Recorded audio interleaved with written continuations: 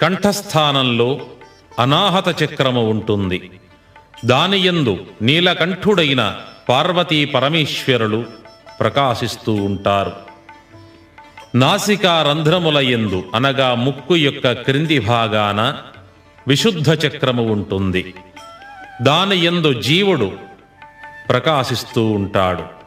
దానికి పైన 2 కనుబొమ్మల మధ్యన ఆగ్నేయ చక్రము ఉంటుంది. దాని యందు గురుదేవుడనైన నేనే స్వయంగా ప్రకాశిస్తూ ఉంటాను.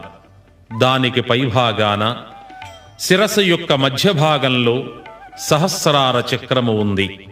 దాని యందు ఓంకార స్వరూపుడైన విశ్వబ్రహ్మ నిరంతరము ప్రకాశిస్తూ ఉంటాడు. ఆత్మ సందర్శనంతో ఈ దైవ స్వరూపాలను చూచిన వారికి పరమాత్మ సందర్శనము, మోక్షము లభిస్తుంది.